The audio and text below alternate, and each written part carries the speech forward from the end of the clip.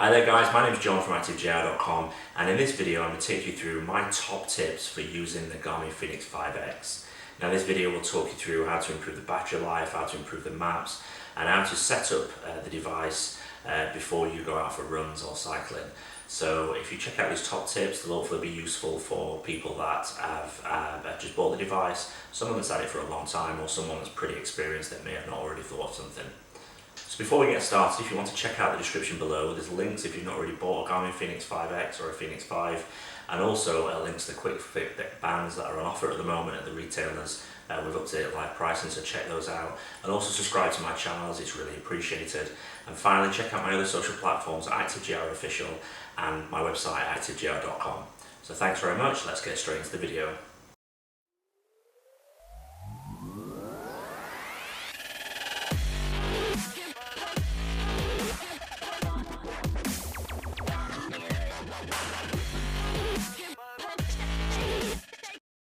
So the first top tip is setting up your profile and making sure it's all correct. So when you first set up the Garmin Fenix 5, you set it up via the app, and what it will do, it will pull a load of information you've already got saved in the Garmin Connect app across the watch. And if you're a first time user, you need to make sure that information is correct, such as your age, weight, height, and heart rate settings and all of those things to pull it across. If you're already a user that's using this, it will pull them across, but what you need to do is you need to make sure that certain things are correct, and you can do that by going into the watch. And if you go into settings and then you go down to the settings menu and go all the way down right to the bottom and go to user profile, and once you find that, you just check that your information is correct. So you change your birth year, your height, your weight, and all those settings. One thing to check is your heart rate. So if you've been using this watch for about a week or so,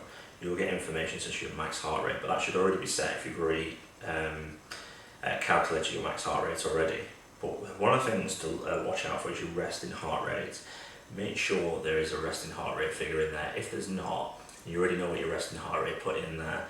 However, if you've been using the watch to sleep overnight, it will give you an accurate resting heart rate. You just use average, so you use average, and then what this will do, if you make sure you set up your profile correctly and also your heart rate settings, it will give you accurate calorie burn, and it will also give you better stats and information post-workout to look at, and also your overall performance information, which is part of the Garmin experience.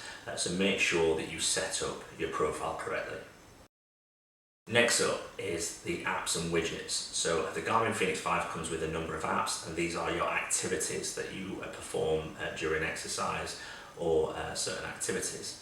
Now, what you need to do is when you set it up, you will get a number you can choose from. But what a lot of people don't know is you can add other activities which are hidden in the menu. So if you click on the activity menu and scroll all the way down to the bottom, you get an option to add. You add them and they simply are there. So you've got a number of different ones which you can add, and you can add them. You can also reorder them. You can put your favourites to the top. So it's worth doing that. So if you do running, cycling and hiking a lot, having running and cycling at the top is a useful example. The same applies to the widgets. A number of widgets already come pre-activated, and again you can turn these off by going into the settings menu, and you can go into widgets. And what you can do is you can turn a number of these off or turn them on simply by pressing reorder or remove. I think this is really useful to do. It's worth spending a bit of time, certainly with the activities. You can access your activities quickly, but also your widgets, so you can look at a glance the information you want to see. Next tip is the backlight. So the backlight is set to come on at certain points, and you can alter this by again going to the settings menu and going all the way down to the bottom and choosing system and then backlight. Once you're in there, you've got two options. You've got during activity or watch mode. So during activity, I have it set to keys on, alerts, gesture, and timeout after 15 seconds, and brightness set to 20. Now, you don't really need the backlight when you're running, and you only need it when you raise your wrist, which is the reason gesture's on. And also the backlight set at 20% is enough when you're during an activity, and it will help conserve battery. During watch mode, so this is through everyday use, I have it set to gesture on, so when you raise your wrist, it turns on, and also to time out after 30 seconds, and the brightness set to 70. Now I found when I've had these settings, I'm using them for a number of weeks, the battery's lasting a little bit longer, so that's worth having a look at. The next tip I want to talk about is the data screens. So in the watch activities, you get a number of data screens. Now the Garmin Fenix 5 has got a whole host of data screens it can present. You can have up to 7 data screens with 4 data points on each screen. Now the activities already come with the data screens pre-populated, however you can edit them, and I think it's worth spending 10 minutes to 30 minutes just to edit the data screens that you're going to be using very often for the activities. So for instance, running, you might want to have pace and average speed and all of those things set up so you can see them at a glance. Now one of my top tips, and I'll talk about cycling in particular, is I have the first screen set up, so when I look down at the watch I can see the information I want to see very quickly. So I have things like speed, time, distance and average power. That's the information I personally want to see, and that's on the first screen. Now you might be different. Then on the second screen I have things that I want to see that maybe I don't want to see straight away, but I want to see if I want to quickly glance through if I'm at a slower pace. So it might be something like average speed, average power, calories or heart rate. So it's worth setting up, because the last thing you want to be doing is when you first get the watch or when you've had it for a while is running out and looking and then looking at your wrist and saying, well, I'm not getting the information I want to see. You can set this up and it really will give you a better user experience. The next top tip is about the Garmin Connect App Store. Now this is a app store which has got widgets, watch faces and activity profiles in there. You can download these via the Garmin Connect app on Android, Windows and iOS, and all you do is you sync them across and then they're installed. Now some of them do take a bit of customization, however a lot of them just work out of the box. It's worth doing this. There is a number in there. It's not as big as say at the Apple App Store or the Google App Store, but there is a lot of apps in there that are very useful, so check those out. And again, it's something worth doing if you've got 5-10 minutes just to have a look through there. So I want to talk about the sensors within the Garmin Fenix 5. So Garmin Fenix 5 comes with a number of sensors built in, from the wrist-based heart rate sensor to a barometer to altitude and a compass and various other different sensors that are in the watch. You also can connect to external third-party ANT+ and Bluetooth sensors. In the case of Bluetooth, it's just limited to heart rate monitors at the moment, but ANT+ is where it really comes into play, so you can connect to things like power meters, cadence and speed sensors, foot pods, your Garmin Verb and a variety of different ANT+ sensors. So it's worth connecting them before you go out for a ride and test them to make sure they work, especially when it comes to power meters, because you might have to do some calibration before you go out. Now you also find in some gyms that some equipment has ANT+ sensors built into them, such as watt bikes and also spinning bikes. And I tend to connect my Garmin Fenix 5X to a spinning bike and a watt bike in the gym. Now a gym that's got say 15 to 20 of these bikes, if you go in there, you find that the sensor name is actually just a number. So you might go in there and you connect, and if you're connected to multiple bikes before, you could be connecting to a different bike and getting different data and not getting the data that's relating to you.